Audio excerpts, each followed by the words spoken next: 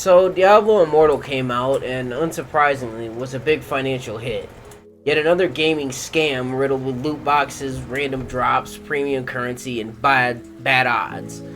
As was expected, all of the gaming channels on YouTube made videos about how horrible this was and how scummy practices are, as this is what happens every time the gaming companies do something like this, and as usual, it means nothing.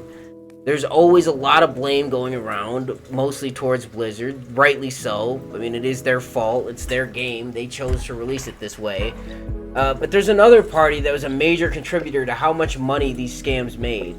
YouTubers, streamers, and all of the fucking hypocritical scumbags that continue to profit indirectly and sometimes directly off of these gaming scams.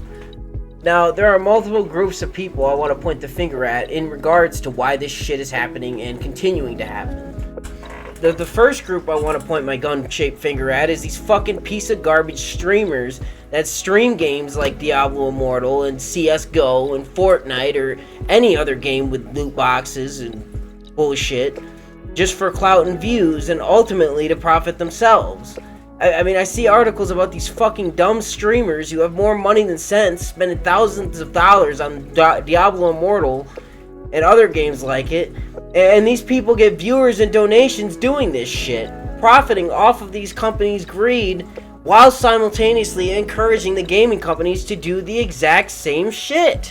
My favorite part is when they come up with some bullshit excuse as to why they did it. Like, oh, I'm paying so other players don't have to. I'm proving a point to players why this is a bad idea and why they shouldn't spend their money on it. It doesn't matter the message you're sending to players, because the message that you're sending to the companies is yeah, I love this. Keep giving me more of this. I love spending thousands of dollars on it. Please, give me more. Shovel more shit into my mouth. I love this shit that you're fucking giving me. It's so good. It's great. It's awesome. That's what you're saying. I mean, the people who are against this kind of bullshit, they probably aren't going to play it anyway. And the ones who are already playing the game don't give a shit. I mean, not to mention, a lot of the people watching these streamers and YouTubers are kids. I mean, it's just a fact that most of the people who watch YouTube are children. I mean, a quick look at the trending tab on any given day is solid proof of that. I mean, these kids don't care about the point you're trying to prove. They're gonna see their favorite online person playing a game, and they're gonna want to play too. That's how it works. It doesn't help that this kind of shit can cause a lot of people to get like a spike in viewership because it's new, it's current, it's trendy, and then that causes streamers to keep playing this shit to try to maintain this new audience that they get. And thus it makes the problem worse. I mean, you people are pretty bad contributors, but it's not just you guys that have caused this. It's most YouTubers as well, not all of them. And I get that a lot of people just like to cover current topics and give their takes on what's going on. I mean, I'm kind of doing that with this video, so I am guilty of this. It's no secret that negativity gets clicks. It's just the way it works. Negativity gets more attention usually than positivity. I wish it wasn't that way, but it is. And I think that this is at the core of what I'm dubbing the negative hype machine. And basically what this is what happens when something's so bad and ridiculous that it gets a lot of coverage and it causes a lot of people to make videos on it, and thus causes a lot more people to experience that piece of media, whether it be a game or movie or whatever, for themselves to see how bad it is. It is a definite thing, and it goes beyond just gaming. Like I said, there's movies and other stuff too, but it definitely does play a role in things like loot boxes and mobile games.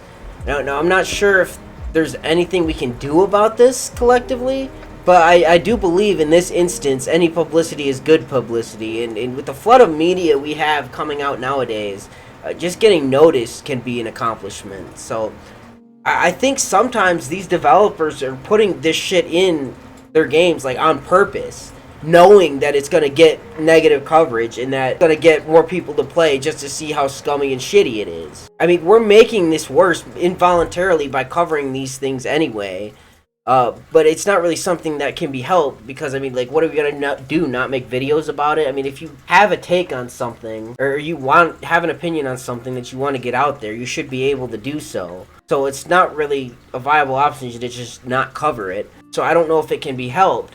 But what can be helped is promoting their bullshit and scummy money-grabbing tactics. Now, this is the part of the video that's probably going to get me a lot of hate, but I don't really give a fuck. Look, while we as YouTubers can't help but promote things we decide to cover, that's kind of part of the gig, we can choose who we are sponsored by and who we take money from and what products that we endorse and support. Now, that part is important.